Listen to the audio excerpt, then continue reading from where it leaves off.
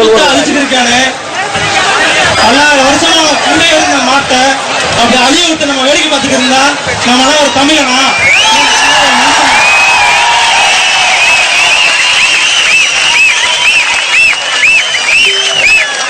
இந்த உலகத்துல தாய்ப்பால் குடிச்சு வளராத குழந்தை கூட இருக்கு. பசுமாட்டு பாலை குடிச்சு வளராத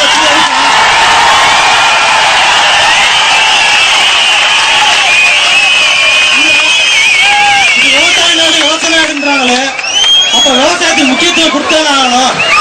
அவன் காரண அரசுல ஒரு அரசா?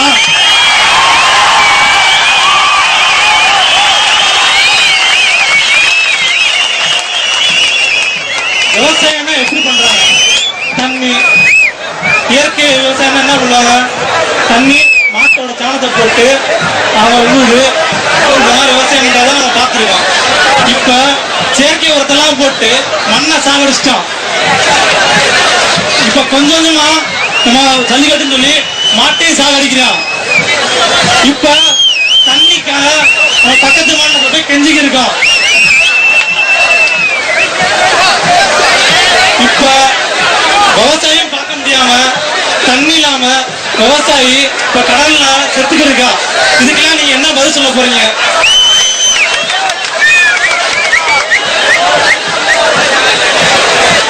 இந்த கூட்டத்துல நிறைய போலீஸ் இருப்பாங்க. என்னை மாதிரி யூனிஃபார்ம் போட்டு இப்படி பேசணும்னு எல்லாத்துக்கும் ஆதரவு இருக்கும்.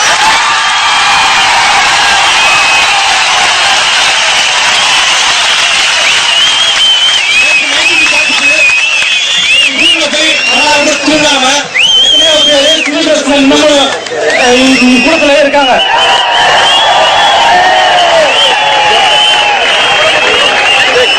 அவங்க சார்பாக நான் வந்திருக்கேன்.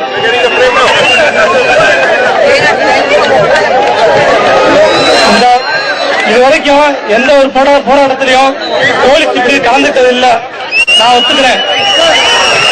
ஆனா இப்ப கலந்துக்கிறேன்னா இந்த விஷயத்தை சீரியஸ் புரிஞ்சுக்கிட்டு ஒழுங்கா இதுக்குரிய ஆக்ஷனை எடுத்தா இந்த அமைதியான போராட்டம் அமைதியாவே நடந்து அமைதியாவே முடிஞ்சிடும்.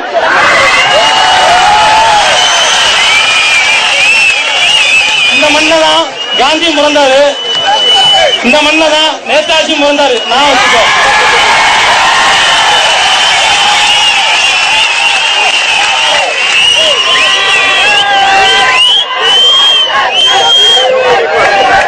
காந்தி மண்டபம் இருக்கு மதுரையில.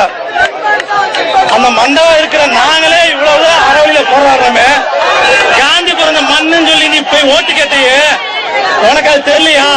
இல்ல நான் கேட்கிறேன் மோடிய, காந்தி பிறந்த மண்ணுக்காரன்றாங்க.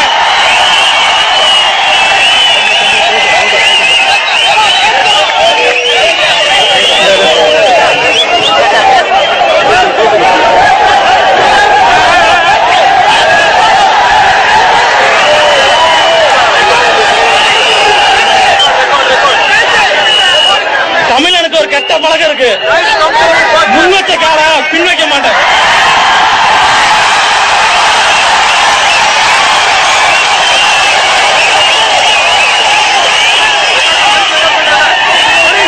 வந்து கேட்டுட்டு அதிகாரி பார்த்து பயந்துட்டு அப்படியே ஓடுவீங்க வரணும்.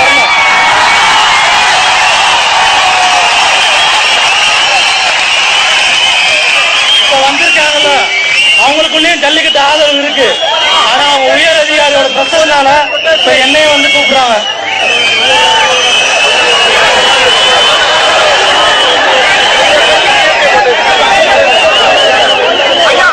சொந்த ஊரு இன்னொரு ஒரே ஒரு விஷயத்துல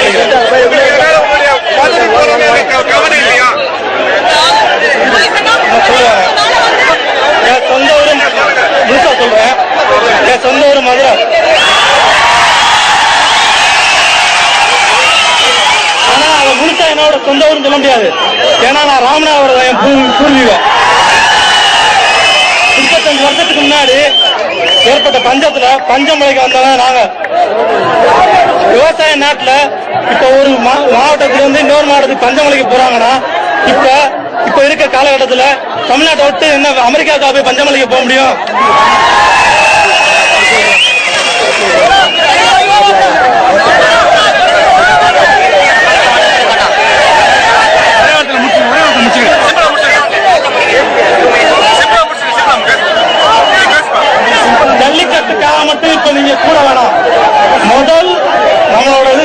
இருக்கு.